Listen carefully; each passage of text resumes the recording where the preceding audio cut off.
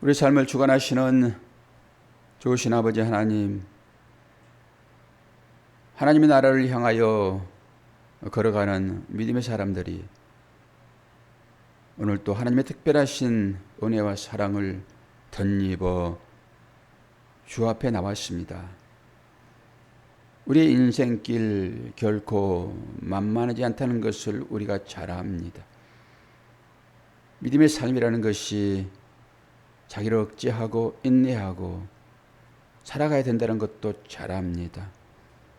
하나님의 나라를 향하여 걸어가는 우리들, 오늘도 지치지 않고 그 길 걸어가기 위하여 힘없고자 하나님 앞에 나왔습니다.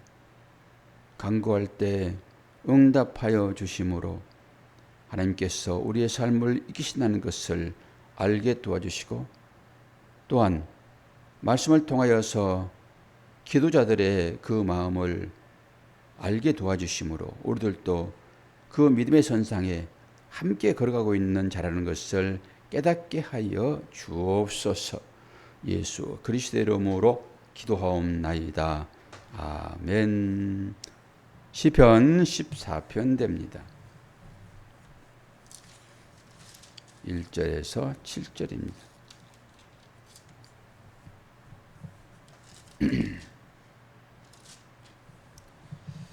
아직까지는 짤막짤막하지만 뒷부분부터 이제 길어질 것입니다. 다윗의 인도자를 따라 부르는 노래. 어리석은 자는 그의 마음에 이르기를 하나님이 없다 하는도다. 그들은 부패하고 그 행실이 가증하니 선을 행하는 자가 없도다. 여호와께서 하늘에서 인생을 굽어 살피사 지각이 있어 하나님을 찾는 자가 있는가 보려 하신즉 다 치우쳐 함께 더러운 자가 되고 선을 행하는 자가 없으니 하나도 없도다. 죄악을 행하는 자는 다 무지하나 하냐 그들이 떡 먹듯이 내 백성을 먹으면서 여호와를 부르지 아니하는도다.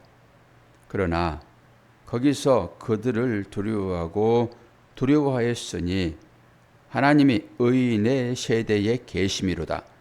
너희가 가난한 자의 계획을 부끄럽게 하나 오직 여호와는 그의 피난처가 되시도다. 이스라엘의 구원이 시온에서 나오기를 원하도다. 여호와께서 그의 백성을 포로된 곳에서 돌이키실 때에 야곱이 즐거워하고 이스라엘이 기뻐하리로다. 아멘. 악인은 어리석은 거죠. 그래서 그 얘기를 하는 것입니다. 어리석은 자는 그의 마음에 이르기를 하나님이 없다 하는도다. 어리석은 자는 누구일까요? 뭐 지성이 모자란다 이런 건 아니죠. 인격과 지성은 다 갖추고 있습니다. 그러나 하나님을 제쳐놓고 자기의 생각, 자기의 계획대로 살아가는 자를 어리석은 자다 이렇게 얘기해요. 뭐 어리석은 자 그러면은 바보를 얘기합니까? 그런 거 아닙니다.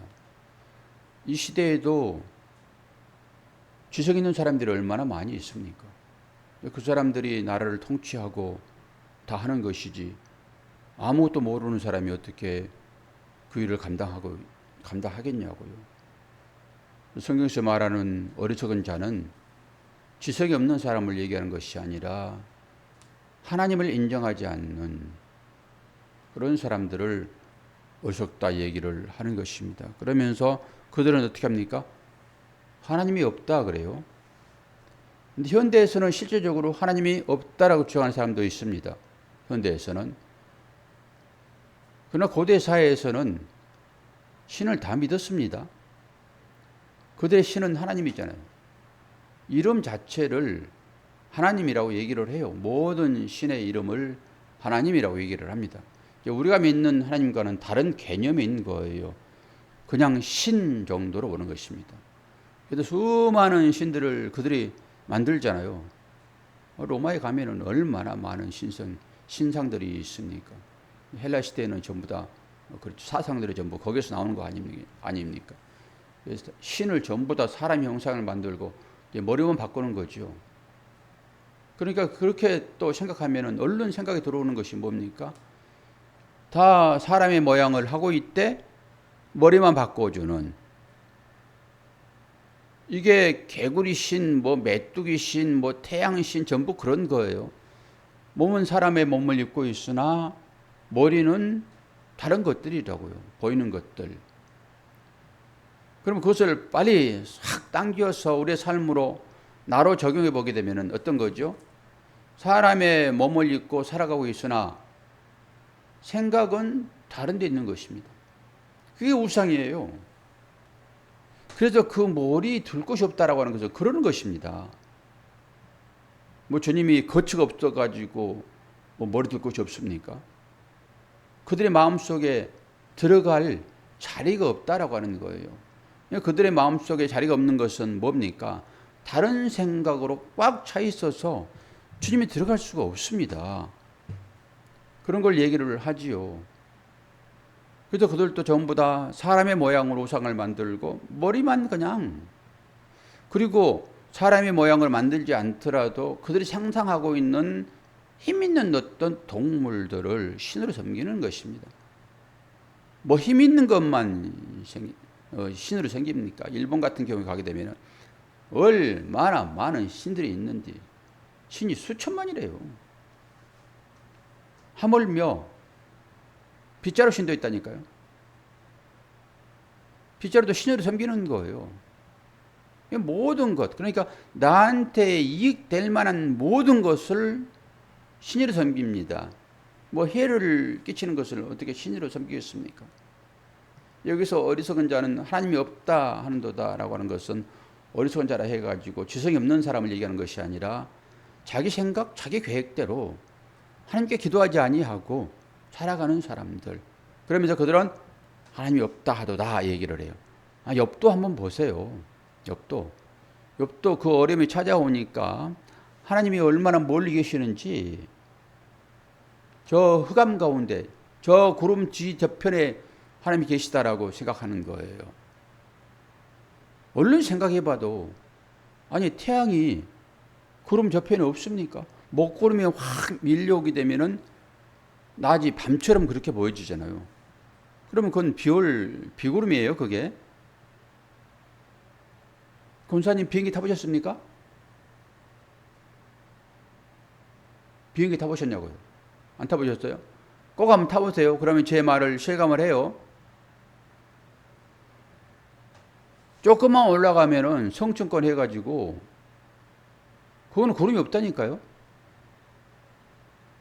지상에서 보니까 아이고 저 먹구름이네, 뭉게구름이네.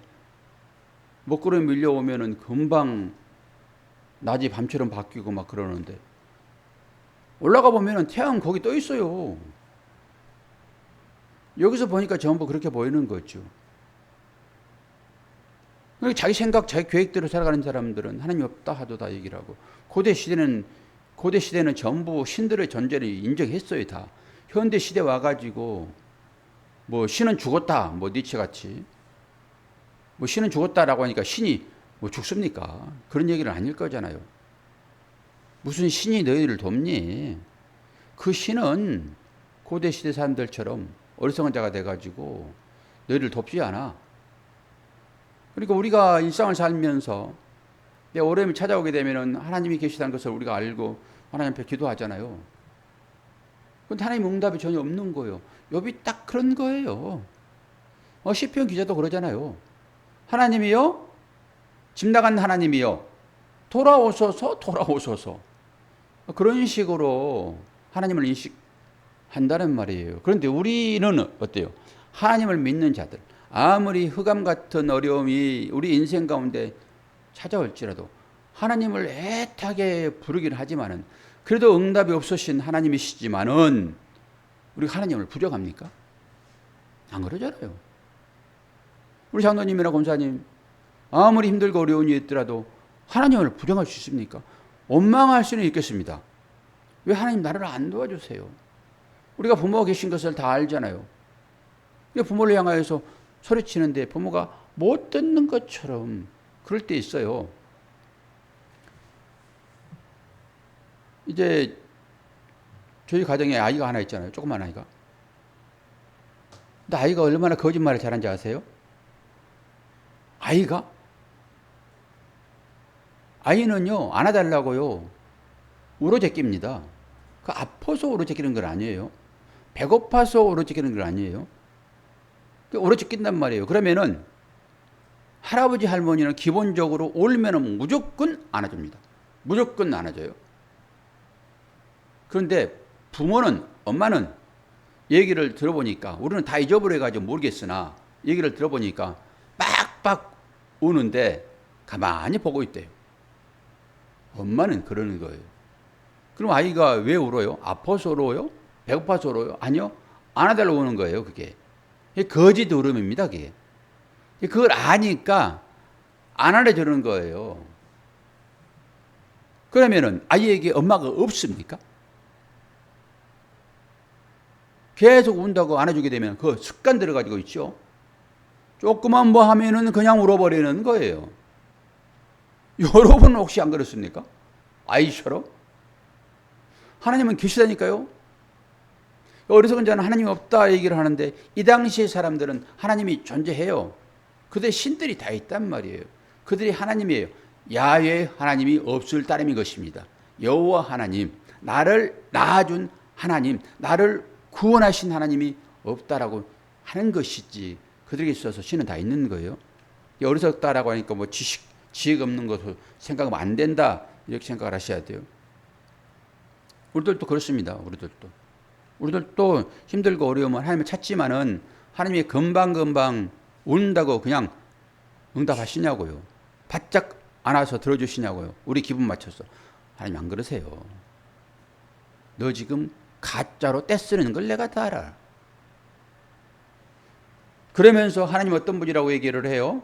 우리의 머리털까지 세심받으신 하나님이라고 얘기를 하는 것입니다. 그걸 인정해야 되는 거예요. 그런데 우리가 때로는 하나님을 부정할 수 있어요. 하나님을 떠날 수도 있습니다. 어떻게 해서 하나님을 떠납니까? 진짜 하나님 없는 것처럼 생각하고 떠나버리는 거예요. 그들에게 구원이 있을까요? 그렇다 치더라도 하나님이 안 계십니까? 하나님이 계시다, 하나님이 안 계시다, 이제 이게 믿음의 차이인 것인데, 하나님이 계시다라고 하는 것은 자기 존재를 인정하는 것입니다. 근데 하나님이 계시지 않다라고 해버리게 되면은 자기 존재를 부정하는 거예요. 무엇과 연결시켜서 이 얘기를 해볼 수 있습니까? 우리 부모요. 내가 여기 있다라고 하는 이 존재, 나의 존재 아닙니까, 이게? 이 존재를 부정하는 거랑 똑같아요. 하나님 없다라고 하는 것은 자기 부모를 부정하는 거잖아요. 아니, 내가 실제적으로 여기에 있다라고 하는 것은 아버지와 어머니의 결합을 통해서 나아진 거라고요. 그럼 나에게 있어서 아버지와 어머니는 계신 거예요. 그런데 부모가 없는 것처럼 생각하는 사람이 실제 있잖아요. 그렇지 않겠습니까? 일찍이 나를 낳고 라헬처럼 그 길가에서 자신을 낳고 어머님이 돌아가셨어요. 그럼 그 아이는 모르는 거죠, 뭐. 그리고 얼마나 이 시대에 버려진 아이들이 많이 있습니까? 그 아이들은 전부 입양 절차를 거쳐서 애국으로 가기도 하고 국내 입양되기도 하고, 그런 자들은 부모님이 누구인지를 몰라요. 그러니까 생리적으로 그걸 찾아서 오는 것입니다. 애국에 가서 갔다가도 입양된 아이들이 내 부모가 누구인가라고 그 뿌리를 찾아서 한국에 온 그 뉴스를 가끔 우리가 보잖아요. 왜 그렇죠? 자기 존재라고 하는 것은 부모로 인하여 있는 것이다. 내가 그걸 확인하겠다라고 하는 거잖아요. 저와 여러분이 어떤 경우에 하나님을 떠날 수 있을 수도 있겠으나 그건 자기를 부정하는 것입니다. 그럴 수가 없어요. 그럴 수가. 그래서 여기에서 어리석은 자는 하나님이 없다, 그렇게 말하는 자들은 원래부터 하나님을 인정하지 않는 자. 그렇게 마지막에서는 정의할 수 있겠으나 이 본문에서는 이 시편이 쓰여지는 이 시대에서의 배경은 그러지 않다라고 하는 것을 다시 한번 인식을 하세요. 그리고 오늘 마지막 절 7절에 보면은 이스라엘의 구원이 시온에서 나오기를 원하도다. 여호와께서 그의 백성을 포로된 곳에서 돌이키실 때에 야곱이 즐거워하고 이스라엘이 기뻐하리로다. 미가서는 찾지는 마세요. 미가서 3장을 한번 전체적으로 예배 끝나고 한번 읽어보세요. 읽어보시게 되면은 하나님의 은혜를 저버린 자들이 어떻고 또 하나님께서는 그들을 어떤 식으로 인도하실 것인지가 나와요. 하나님의 은혜가 야곱에게 이스라엘에게 돌아오는 장면들이 있습니다. 그리고 그들이 하나님을 떠나버렸을 때 하나님의 마음이 거기에 있는 거고요. 야곱이 누구입니까? 이스라엘이 누구입니까? 야곱이 이스라엘 된 거잖아요. 그 이스라엘이 하나님을 떠났기 때문에 그들이 포로로 끌려갑니다. 그러니까 여기에서의 포로로 끌려갔다가 돌아오리라라고 하는 것은 우리가 알고 있는 이 바벨론에 팔려갔다가 다시 돌아오는 이 얘기는 아닌 거예요. 이 얘기는 아닌 것이고 하나님께서 구원하신 자신의 백성들을 어떻게 했든지 구원이 상실되지 않도록 계속 이끄실 것이다라고 하는 뜻이 여기 내포되어 있습니다.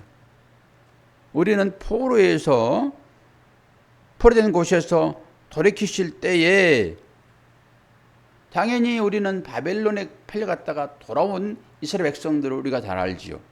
그리고 그 바벨론이 그 애굽이 영적으로 무엇인 줄도 잘 알잖아요. 실제적으로 바벨론 팔려갔다가 돌아올 것이다라고 하는 이 예언이 아니라 하나님은 당신의 백성들을 어떤 환경 가운데 놓여 있을지라도 구원하신다 라고 하는 초점에 이 말씀을 여러분들이 맞추시기를 바랍니다. 그런데 이 구원이 어디에서 오냐라고 하는 거예요. 어디에서? 시온입니다. 시온. 시온은 이게 원래는 따뜻한 양지바른 이런 뜻이 있어요. 양지바른. 그리고 그것은 언덕입니다. 그리고 어떤 학자들은 뭐 요새, 성체 이렇게 풀기도 해요. 어쨌든 간에 양지바른 곳입니다. 태평제일교회에서 양지에다가 교회를 세우면서 그 이름을 어떻게 할 것인가. 그리고 공모를 했잖아요. 그래서 제가 양지바른 교회라고 썼어요. 그리고 그 뜻을 해석해가지고 했는데 그 이름이 너무너무 좋은 거예요. 양지에 있는 바른 교회. 그래서 양지 바른 교회. 그건 햇빛이 드는 교회이고 그 뜻이 뭐예요? 시온입니다. 이 너무너무 좋은 이름인데 그걸 채택을 안 하고 무슨 양지 어느 교회 이렇게 양지 어느 교회. 이거 이름도 우리 인생에 있어서 제일 좋은 것이 무엇입니까? 태평한 것입니다. 그러니까 이게 중복된 이름이에요. 사람들이 너무너무 좋아한 거죠. 근데 그걸 그들이 이제 써서 뭐라고 공모를 했을까? 이름을? 그런 생각을 해본 경우가 있었는데요. 여기 시온이 바로 그런 것입니다. 시온. 그때 공모할 때는 제가 평신도였어요. 평신도. 그 말씀에 갈급하여 막 했던 그런 시절입니다. 저에게 있어서. 근데 시온은 바로 그런 것입니다. 그래서 시온에서 구원이 오는 것입니다. 시온. 그리고 시온이 원래는 작은 어떤 지역의 이름이었으나 나중에는 예루살렘 전체를 시온이라고 얘기를 해요. 그리고 그 언덕에 성이 세워집니다. 그래서 시온성이라고 얘기를 하는 것입니다. 시온성. 여기에서 구원이 이른다라고 하는 거예요. 이 시온에서. 그럼 시온을 어떻게 표현하고 있는지 말씀 한 두 구절만 찾아서 제가 읽어 드릴게요. 이사야서 59장에 이런 말씀이 나와요. 꼭 절수를 말하면 꼭 찾느라고 그냥 여기 집중 안 하니까 절수를 제가 얘기 안 해요. 또 찾으려고 그러죠, 권사님. 찾다가 그냥 다 읽어버렸는데 끝을 결론을 못 내려요. 그래서 안 읽어드려요, 이제. 다 읽어놓고 절수 알려드릴게요. 이사야서 59장 여호와의 말씀이니라 구속자가 시온에 임하며 야곱의 자손 가운데서 제과를 떠나는 자에게 임하느니라. 야곱의 자손입니다. 이스라엘이죠. 우리가 이스라엘 되었잖아요. 그 자손에게 임하는 거예요. 구원이라고 하는 것은. 그런데 그 구원이 어디서 나와요? 시온에서 나온다고요. 시온에서. 시온은 예루살렘 성이 있는 것입니다. 이 성이 있다라고 하는 것은 거기에 말씀이 있다라고 하는 거예요. 말씀이. 그러니까 구원은 뭘로 이루어진다? 말씀으로 이루어진다. 구원이라고 하는 것은 낳는다라고 하는 표현도 함께 써요. 내가 너를 낳았다라고 하잖아요. 부모의 역할인 것이잖아요. 그런데 우리가 뭘로 낳아진 자들이에요? 말씀으로 낳아진 자들이라고요.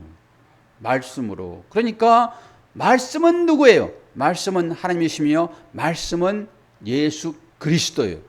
그래서 우리가 예수 그리스도 자녀라고요. 그분이 낳은 거예요, 우리를. 육체적으로야 당연히 우리 부모가 낳았지만은 그분이 우리를 낳았다고요. 그렇게 이 육신의 부모가 분명히 있고 이 육신의 부모를 인정하지 않는 것은 어떻게 되는 거예요? 그건 자기 부족이라니까요. 그런데 우리는 이 육신만 입고 있는 것이 아니라 우리의 영이 있잖아요. 영. 이 영은 어떻게 구원받습니까? 말씀으로 구원받는 거예요. 그래서 말씀이 우리를 낳았다라고 했을 때 우리는 예수의 자녀, 하나님의 자녀다. 이렇게 얘기를 하는 거예요. 이사야서 59장 20절 말씀이었어요. 요한계시록 14장을 한번 봅니다. 거기에도 똑같은 말씀이 나와요. 요한계시록 14장 1절 또 내가 보니 보라 어린 양이 시온산에 섰고 여기 시온산이에요. 시온산에 섰고 그와 함께 14만 4천이 서 있는데 그들의 이마에는 어린 양의 이름과 그의 아버지의 이름을 쓴 것이 있더라. 뭐예요? 이게 인입니다. 인. 우리 머리에 그게 쓰여 있다니까요. 옛날에는 죄인들을 여기에다 이름을 새겼어요. 노비를 새겨버리고 노비가 도망가잖아요. 그러면은 너 이제 도망 절대 못 가 그러고 이마에다 노비를 씁니다. 그래서 가끔 이 이마를 이렇게 묶는 사람들이 있었어요. 이 사람들은 이거 가리기 위해서 그렇게 묶었다고 얘기를 해요. 우리 이마에 누구의 이름이 있는 거예요? 예수의 이름과 야훼의 이름이 동시에 써 있다고요. 내려가서 이제 이마를 검사를 할 거예요. 장로 이마에 싹 써 있나? 권사님 이마에 써 있나? 그래서 제가 볼 것입니다. 현미경 가지고. 너무 작으면 안 보일 거예요. 그런데 이 현미경은 어떤 현미경일까요? 예수의 말씀의 현미경이에요. 예수의 말씀은 여러분의 생각을 파고듭니다. 생각을 파고든다라고 하는 것은 내가 진짜로 예수는 그리스도라 그런 인식을 가지고 있느냐예요. 이걸 믿음이라고 얘기합니다. 그 생각을 가지고 있느냐예요. 결론은. 이마에 무슨 이름을 써고 다닙니까? 전부 그런 뜻이지.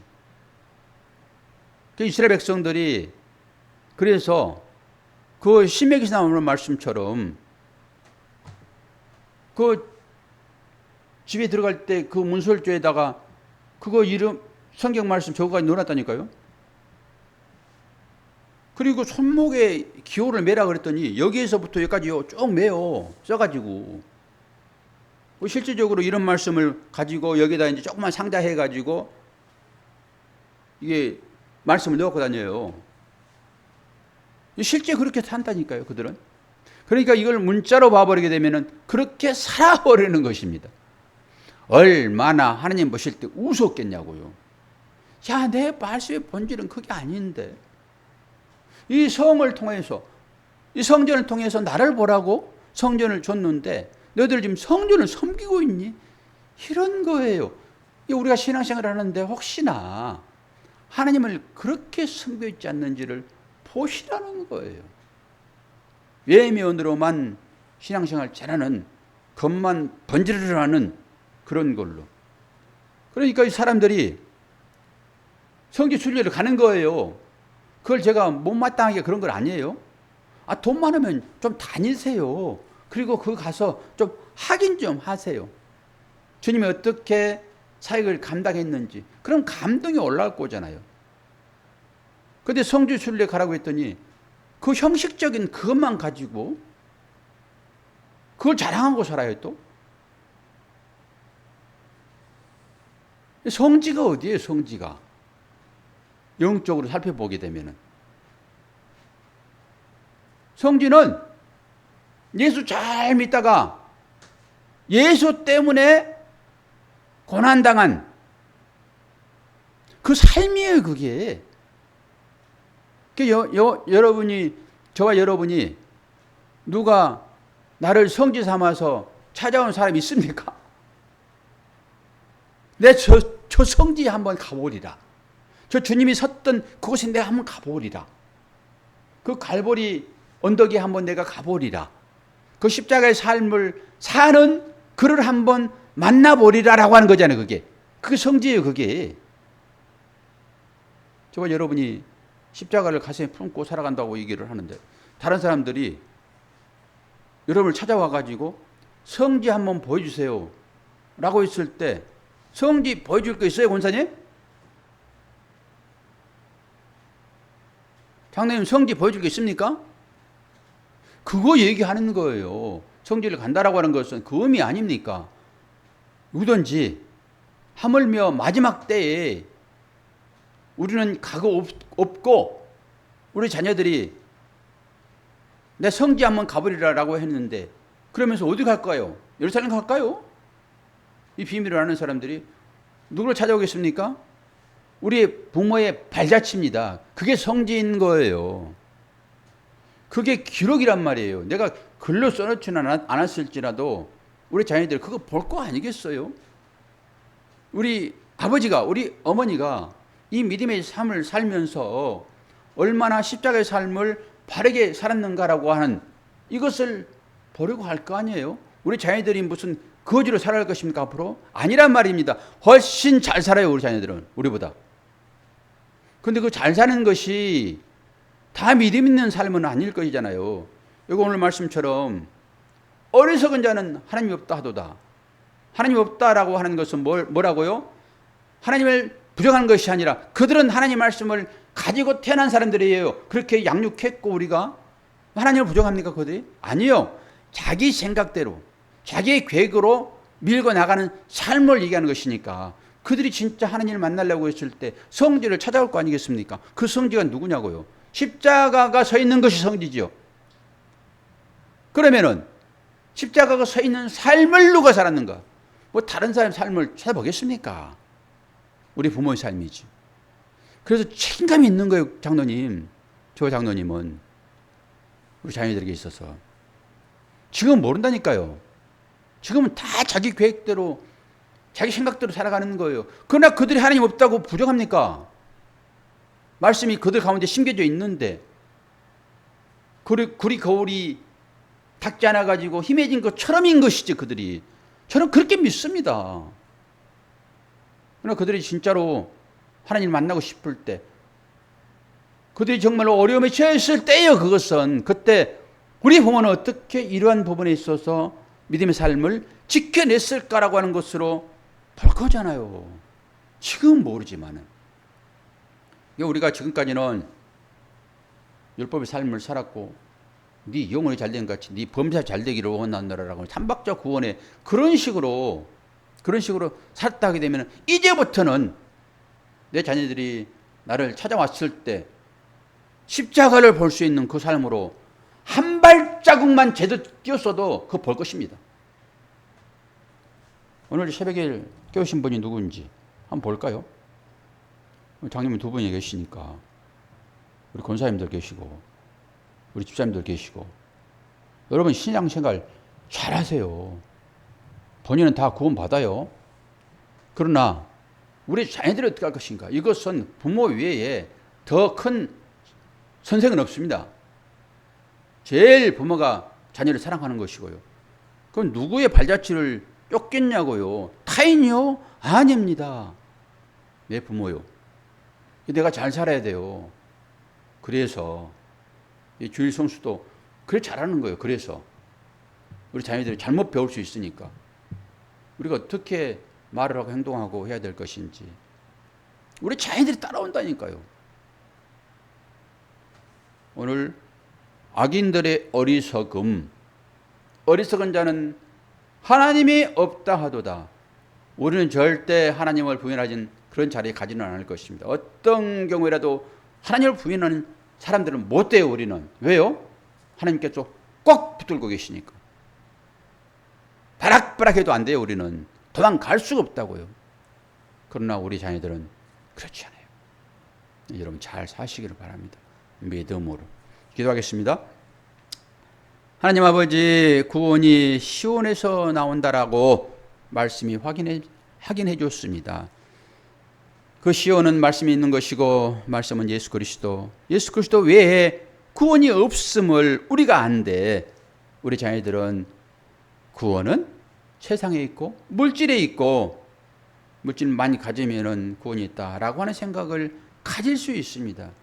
이것이 그들에게 우상이 되었고 우상을 숭배하는 자들은 분명하게 팔려갈 것인데 주님, 우리뿐만 아니라 우리의 자녀들을 하나님의 사랑으로 보호하시고 혹시 팔려갈지라도 꼭 시온으로 돌아올 수 있는, 그래서 야곱과 이스라엘이 기뻐하는 우리 자녀들의 삶이 될 수 있도록 은혜 허락하실 때에 또 자녀들 앞에서 묵묵히 믿음의 길을 걸어가는 우리 부모들의 처제와 형편도 녹록치 않습니다. 힘들고 어려울 때 하나님 앞에 기도하게 하시고 그 하나님이 나의 하나님인 것을 기도하게 하시고 하나님께 간구할 때 꼭 필요하면 들어주신다는 그 하나님의 기도에 응답받는 그런 귀한 자녀들 될 수 있도록 은혜 허락하여 주옵소서. 감사드리며 예수 그리스도의 이름으로 기도하옵나이다. 아멘.